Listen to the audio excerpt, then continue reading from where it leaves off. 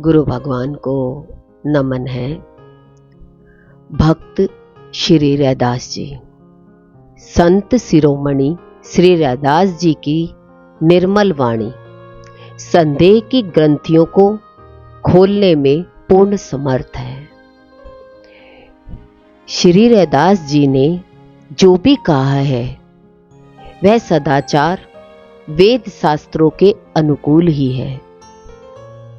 उन्होंने नीर छीर सत्य और असत्य का विवरण करने वाले परमहंसों का भाव अपने हृदय में धारण किया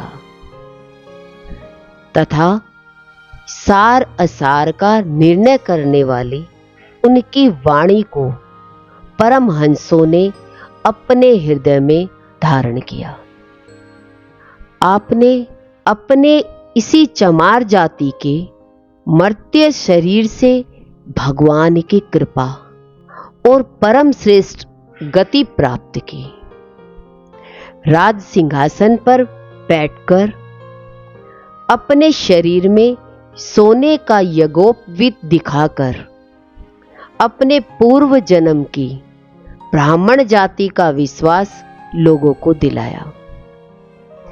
महान पुरुषों ने अपने ऊंचे वर्ण एवं आश्रम के अभिमान को छोड़कर जिनकी चरण धूलि की वंदना की, उन श्री रैदास जी की वाणी शंकाओं को खंडन करने में अति ही चतुर है। आचार्य श्री स्वामी रामानंद जी का एक ब्रह्मचारी शिष्य था। वह रोज आटे की चुटकी ब्राह्मणों के यहां से मांग कर लाता था। उसी से ठाकुर जी का भोग लगाता था और साधु सेवा होती थी। रास्ते में एक बनिए की दुकान थी। वह बनिया रोज नित्य ही ब्रह्मचारी जी से कहता था कि आप मेरा सीधा सामान स्वीकार करो।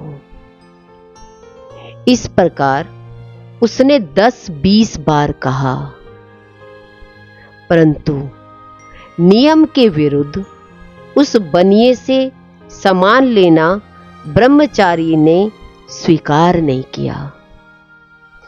एक दिन बड़ी जोर से वर्षा हुई। चुटकी मांगकर लाना संभव नहीं था। जोर से वर्षा हो रही थी, अब कैसे चुटकी भराटा लेकर आए। अतः उस बनिए से ब्रह्मचारी जी ने जो भी आवश्यक था सीधा सामान ले लिया। अब श्री आचार्य जी ने ठाकुर जी को भोग लगा दिया और उस दिन प्रभु भोग रोकते हुए ध्यान में नहीं आए। तब उन्होंने ब्रह्मचारी जी से पूछा, कहो आज भिक्षा कहां कहां से लाए हो? उसने उत्तर दिया, एक बनिए से। श्री स्वामी जी ने कहा, जाओ पता लगाओ। पूछने से मालूम पड़ा कि बनिए ने चमार की प्रेरणा से अन्न दिया है।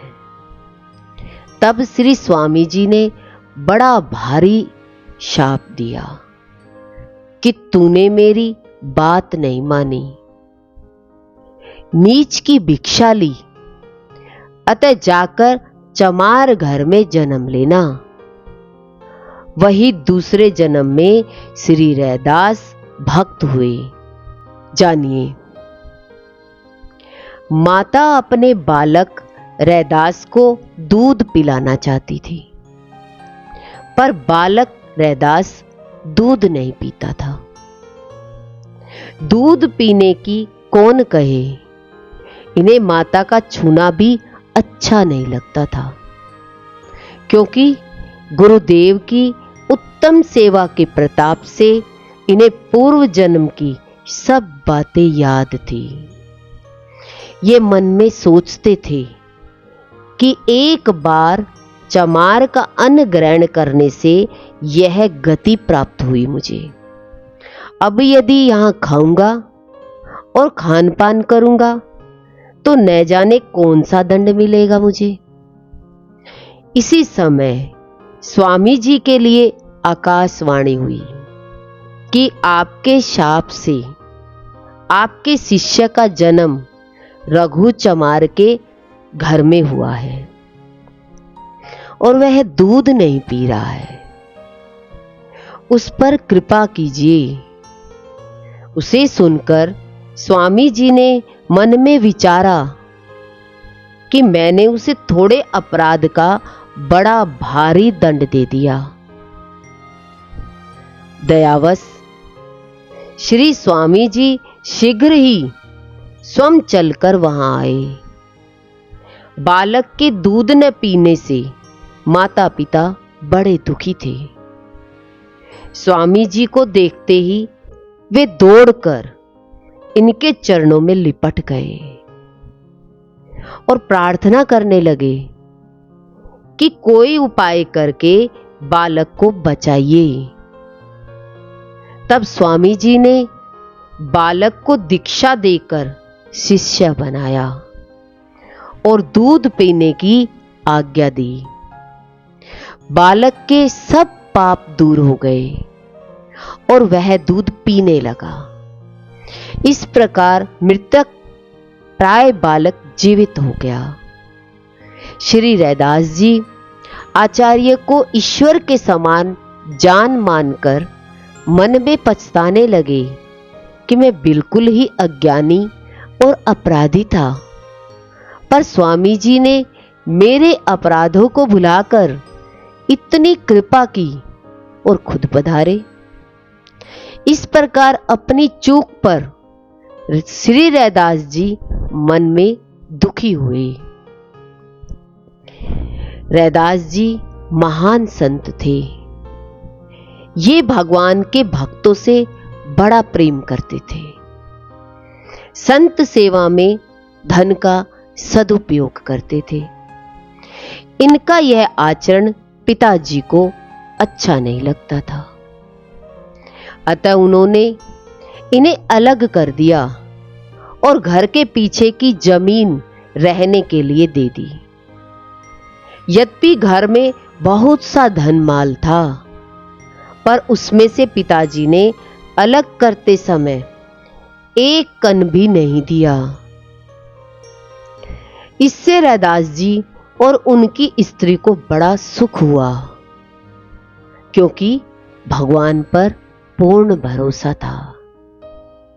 रैदास जी जूतियों को गांठते थे और पक्का चमड़ा लाकर जूते बनाते थे। साधु संतों को पहनाते थे। अपनी इस सेवा को प्रकट न करके गुप्त ही रखते थे। आपने एक छप्पर डालकर उसमें भगवान की सेवा के योग्य स्थान बनाया। उसी में संत जन भी निवास करते थे, पर स्वयं आप चोड़े में रहते थे। मजदूरी से प्राप्त धन को अतिथियों को बांट देते थे। ऐसी दैनिक जीवनचर्या में ये रहते थे।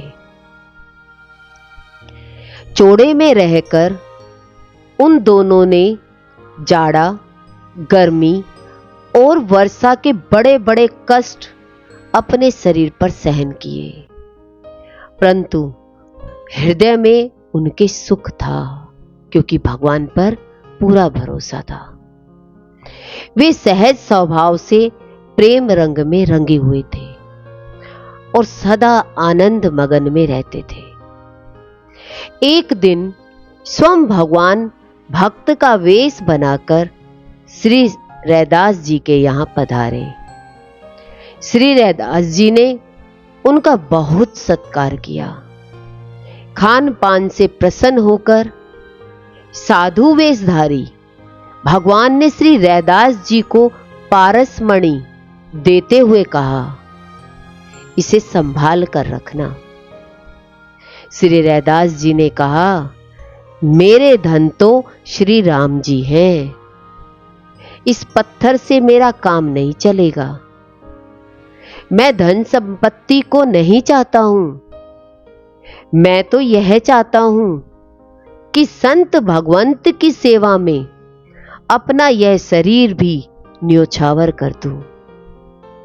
संत भगवान ने पारस का प्रत्यक्ष प्रभाव दिखाने के लिए उसे लोहे की रामपी में छुपा दिया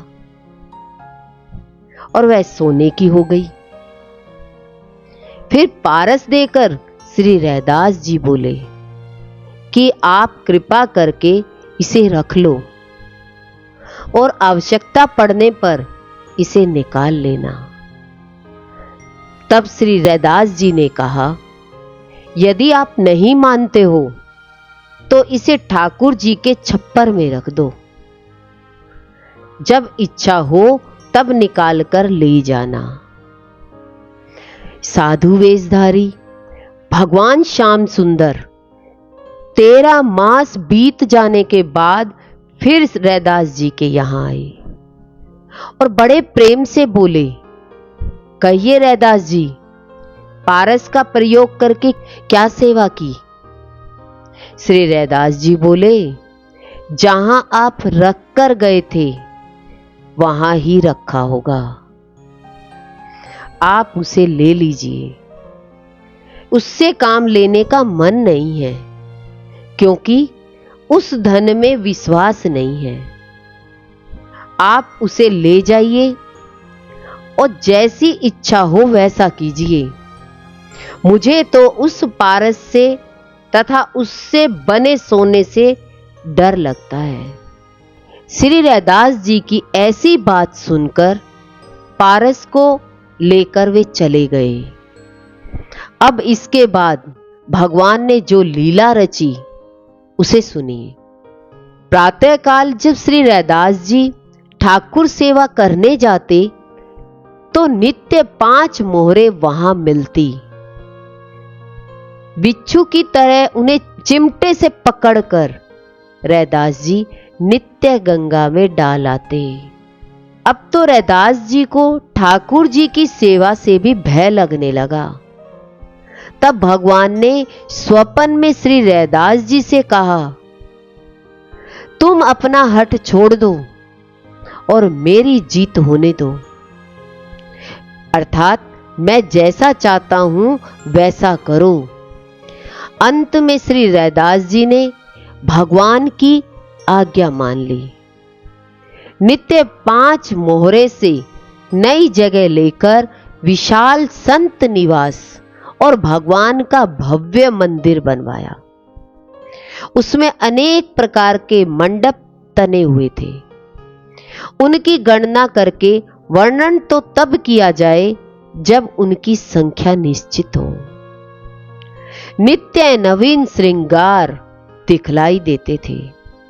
दिन रात सेवा और भजन कीर्तन से ऐसा लगता था कि श्री भक्ति देवी यही रम गई है, दूसरी जगह जाना भूल गई। श्री रैदास जी का स्थान भक्ति नगरी बन गया था। इस प्रकार श्री रैदास जी का सुयश संसार भर में फैल गया। अनेकों लोग दर्शन करने आते थे। नित्य अनेक प्रकार के सुंदर सुंदर भोग राग होते थे। यह देखकर ब्राह्मणों को ईर्ष्या का रोग हो गया। उससे उन लोगों के शरीर जलने लगे। भगवान बड़े ही विचित्र खेल खेलने वाले खिलाड़ी हैं। कहां तो बेचारे श्री रैदास जी छप्पर में सेवा करके स्वयं चोड़े में रहते थे, और अब भगवान ने अटारी बनवा कर इन्हें ऐश्वर्य दे दिया। अब ब्राह्मणों ने सिखा दिया कि श्री रैदास जी का विरोध करो। श्री राम प्रेम रस की विशाल मूर्ति श्री रैदास जी चुपचाप अपने घर में भगवान की सेवा पूजा किया करते थे। लोगों को रिझाने की भावना का आपने सर्वथा त्याग कर दिया था। उसी समय उर प्रेरक रघुवंश विभूषण ने ब्राह्मणों के हृदय में प्रेरणा की कि रैदास की सेवा का विरोध करो, उसे बंद करा दो। तब बहुत से ब्राह्मणों ने इकट्ठे होकर राजा के आगे भरी सभा में श्री रैदास जी को गालियां देते हुए पुकार की। उन पर आरोप लगाया कि वह शूद्र होकर पूजा करता है, यह अन्याय है, इसे रोका जाए, अन्यथा आपका राज्य नष्ट हो जाएगा। तब राजा ने श्री रैदास जी को बुलवाया और उनका चमत्कार देखकर न्याय किया और श्री रैदास जी की सेवा का अधिकार प्रदान किया। इस प्रकार इनका सुयश सारे संसार में फैल गया। ये भक्तों की लीलाएं मन को हरने वाली अति सुंदर है। श्री प्रियादास जी कहते हैं कि जितने भक्त विरोधी दुष्ट हैं, उनको मैं विरोधी न मानकर उन्हें अनुकूल मानता हूं, क्योंकि ऐसे दुष्ट विरोधी लोग ही संत प्रताप रूपी मणियों की कोठरी की ताली है। अर्थात जब दुष्ट लोग भक्तों का विरोध करते हैं, तब उनके चमत्कार देखने में आते हैं और भक्ति का प्रचार बढ़ता है। चित्तौड़ नगर में झाली नाम की एक रानी रहती थी। उसके कान भगवान के नाम से खाली थे, अर्थात किसी गुरु से उसने कान में मंत्र नहीं लिया था। वह काशी आई और रैदास जी के सुयश को सुनकर वह उनकी शिष्या हो गई। उसके साथ बहुत से ब्राह्मण थे। यह समाचार सुनते ही द्वेषवश उनके शरीर में आग सी लग गई। उनकी बुद्धि नष्ट हो गई। वे सब लोगों की भीड़ को लेकर राजा के पास गए।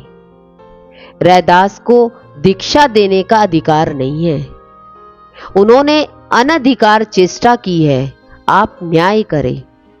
ब्राह्मणों ने यह मांग की। तब राजा ने रैदास जी को बुलवाया और पूर्ववत भगवान की मूर्ति को सिंहासन पर विराजमान कराकर कहा, बुलाने से भगवान जिनके पास चले जाएंगे, वही उनकी सेवा का तथा उनके मंत्र को देने का अधिकारी समझा जाएगा। ब्राह्मणों ने सरस्वर वेद पाठ करके भगवान का आवाहन किया, किंतु भगवान उनके पास नहीं गए। इसके पश्चात रैदास जी ने पतित पावन नाम आज प्रकट कीजिए यह पद गाया। तब भगवान श्री रैदास जी की गोद में आकर विराजमान हो गए। यह एक नई घटना घटी। इसे देखकर लोगों ने भक्ति करना स्वीकार किया। झाली रानी काशी से अपने घर को गई। तब कुछ दिन बाद वहां से रानी ने श्री रैदास जी को इस प्रकार प्रार्थना करके बुला भेजा कि प्रभो, जिस प्रकार काशी में मंत्र प्रदान कर आपने मेरा प्रतिपालन किया था, उसी प्रकार चित्तौड़ पधार कर मेरे ऊपर कृपा कीजिए। रानी के बुलाने पर श्री रैदास जी चित्तौड़ को पधारे। रानी ने बड़ा भारी स्वागत किया और बहुत सा धन तथा वस्त्र न्योछावर किए। साधुओं के विशाल भंडारे हुए। यह सुनकर बहुत से ब्राह्मण भी पधारे। उन्होंने भंडारे में भोजन करना स्वीकार नहीं किया, इसलिए उन्हें सीधा सामान दिया गया। ब्राह्मणों ने रसोई की और जब भोजन करने के लिए बैठे तो उन्हें पंक्ति में दो दो ब्राह्मणों के बीच में एक रैदास बैठे दिखाई दिए। यह चमत्कार देखकर उनकी आंखें खुल गई, अर्थात भक्ति की महिमा का ज्ञान हो गया। तब वे दीन वाणी से अपराध क्षमा करने की प्रार्थना करने लगे। लाखों ब्राह्मण भी उनके शिष्य हो गए। श्री रैदास जी ने अपने शरीर की त्वचा को चीर कर सोने का यज्ञोपवीत सबको दिखाया। इससे सबको विश्वास हो गया कि ये दिव्य महापुरुष है। श्री रैदास जी साक्षात धर्म के अवतार थे। एक बार श्री रैदास जी भगवान की मानसी पूजा में तल्लीन थे। काशी नरेश को प्रणाम करते हुए देखकर भावावेश में ही चमड़ा भिगोने वाली कठौती के जल को भगवान का चरणामृत कहकर दे दिया। लेकिन राजा ने लेकर पिया नहीं, बल्कि भाव में डरका लिया, जिससे वस्त्र में दाग पड़ गया। दाग न छूटने पर धोबी ने मुंह से दाग छुटाना चाहा। दाग का रस मुंह में जाने पर प्रेमोन्मत्त हो गया। पता चलने पर राजा बहुत पछताए और पुनः चरणामृत लेने गए। श्री रैदास जी ने कहा, पहले चरणामृत था, अब तो सचमुच चमड़ा भिगोने वाला जल है। एक बार गुरु गोरखनाथ जी श्री रैदास जी से मिलने गए। इन्हें प्यास लगने पर श्री रैदास जी ने कठौती का जल दिया, लेकिन गोरखनाथ जी ने नहीं पिया और ये श्री कबीरदास जी के यहाँ पहुंचे। श्री कबीरदास जी की पुत्री कमाली ने उस जल को पी लिया, जिससे उसे दिव्य ज्ञान हो गया। कमाली का विवाह मुल्तान में हुआ। विचरण करते हुए गोरखनाथ जी मुल्तान पहुंचे और बोले, जो मेरा खप्पर भर देगा उसी के यहाँ भोजन करूंगा। कमाली ने एक चम्मच चावल से ही सिद्ध खप्पर भर दिया। गोरखनाथ जी ने पूछा, कमाली, यह कमाल कहाँ से सीखा है? उसने कहा, आपके खप्पर में दिया गया श्री रैदास जी के जल का प्रभाव है। गोरखनाथ जी सीधे रैदास जी के पास जाकर कठौती का जल पीने लगे। श्री रैदास जी ने कहा, प्याते थे तब पिया नहीं, जिन पिया पिया को जान लिया। भूला जोगी फिरे दीवाना, यह पानी मुल्तान गया। एक बार श्री रैदास जी ने गंगा जी की भेंट के लिए ब्राह्मण को 2 केले दिए। श्री गंगा जी ने भेंट स्वीकार करके एक दिव्य कंकण श्री रैदास जी के लिए दिया। श्री रैदास जी ने उस कंकण को ब्राह्मण को ही अर्पण कर दिया। ब्राह्मण ने सुनार को दे दिया और सुनार से एक नगर सेठ ने खरीद लिया। सेठानी ने वह कंकण रानी को भेंट कर दिया। रानी ने राजा से उसी प्रकार का कंकण बनवाने को कहा, लेकिन दिव्य कंकण के सदृश बनाने में सभी असमर्थ हो गए। श्री रैदास जी के द्वारा कंकण प्राप्त होने से पुनः दूसरे कंकण के लिए राजा ने श्री रैदास जी से विशेष आग्रह किया। अत्यधिक आग्रह देखकर मन चंगा तो कठौती में गंगा, ऐसा कहकर श्री गंगा जी से प्रार्थना की। तुरंत कठौती से दिव्य हाथ प्रकट हुआ और वैसा ही कंकण देकर अदृश्य हो गया। श्री रैदास जी का चमत्कार देखकर सभी आश्चर्य में पड़ गए। ब्राह्मण ने पूछा, आप में ऐसा चमत्कार कहां से आया? श्री रैदास जी ने कहा, यह मेरी आज्ञाकारिणी पतिव्रता पत्नी का चमत्कार है। ब्राह्मण को विश्वास दिलाने के लिए बोले, जाओ मेरी पत्नी से कह देना 5 सेर घी आंगन में पात्र सहित फेंक दे। ब्राह्मण के कहने पर सचमुच श्री रैदास जी की धर्म पत्नी ने सारा घी बिना ननु नच किए फेंक दिया। ब्राह्मण ने अपनी ब्राह्मणी की परीक्षा के लिए बोले, 1 पाव घी फेंक दो। ब्राह्मणी ने ब्राह्मण को खरी खोटी बातें सुनाई।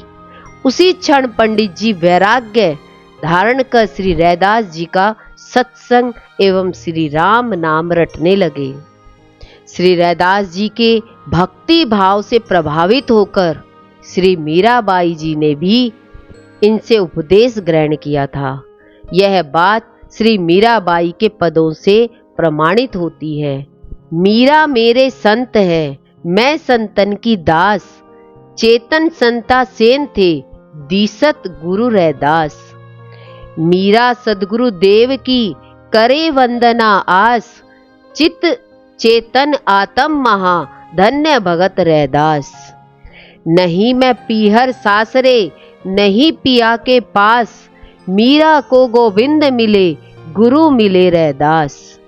गुरु मिलिया रैदास जी, दीनी ज्ञान की गुटकी, रैदास संत मिले मोही, सदगुरु दीना सूरत सहिदानी। गुरु भगवान के अनंत अनंत शुक्राने हैं।